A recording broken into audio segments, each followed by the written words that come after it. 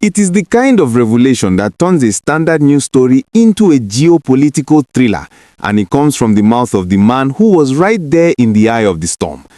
If you thought the military takeover in Guinea-Bissau was just another typical African coup, you need to listen very closely, because former President Goodluck Jonathan has just dropped a bombshell that changes everything.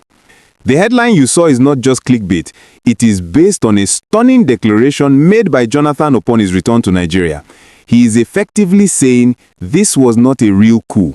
It was a ceremony. Welcome to this special deep dive broadcast. Today, Friday, November 28, 2025, we are unpacking the shocking statement from former President Goodluck Jonathan, who was trapped in Guinea-Bissau during the military takeover.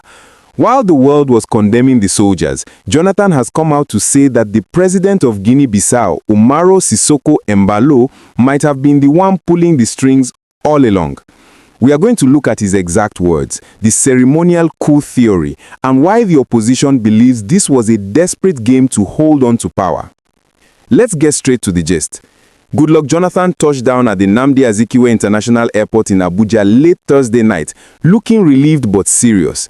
He had gone to Bissau to lead the West African Elders Forum observation mission for the elections held on Sunday. But instead of counting votes, he found himself in the middle of a military takeover.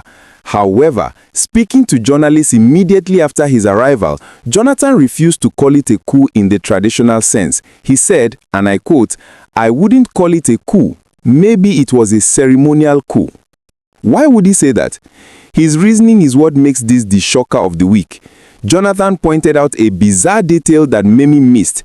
It was President Embalo himself who announced the coup to the world before the military even made a statement. Jonathan argued that in a real coup, the military captures the president, shuts him up, and then announces the takeover. But in this case, Embalo was on the phone calling international media saying, "I have been deposed," almost as if he was following a script. Jonathan asked the critical question, how can a president announce his own overthrow unless he is part of the drama? This aligns perfectly with the narrative coming from the opposition in Guinea-Bissau. The main opposition candidate, Fernando, has been shouting from the rooftops that this coup was fabricated by President Umaro to avoid a humiliating election defeat. Remember, the elections results were due to be announced on Thursday. Early reports suggested Embalo was losing. By having the military step in on Wednesday and arrest him, the entire electoral process was suspended. No results, no defeat, just a transition that keeps the political class in play. Jonathan's ceremonial comment validates this theory that the president essentially invited the military to save him from the ballot box. We also have to talk about the drama of Jonathan's escape because it reveals a lot about Nigeria's current diplomatic standing. While Jonathan was stuck in his hotel in Bissau, reports indicate it was the Ivory Coast government, not Nigeria, that acted fast to get him out. Jonathan publicly thanked the Ivorian president for sending a presidential jet to airlift him when the Nigerian government's response appeared flat-footed. He admitted that Ivory Coast got the landing permit faster than Nigeria could.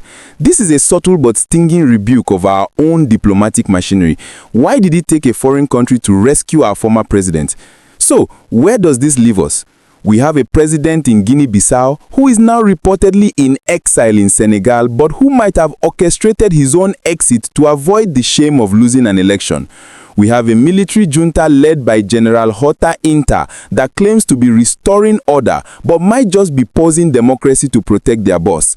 And we have Goodluck Jonathan, an eyewitness, telling the world, "Don't be fooled, this was a ceremony." This brings us to a very serious related talk about the evolution of coups in West Africa.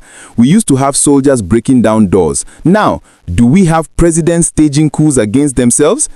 If this ceremonial coup theory is true, it sets a dangerous precedent.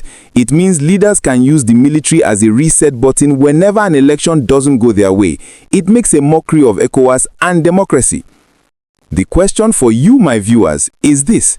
Do you agree with Goodluck Jonathan that this was a ceremonial coup staged by the president to avoid election defeat? Or do you think the military acted on its own? And what does it say about Nigeria that Ivory Coast had to rescue our former president? Let me know your thoughts in the comments below.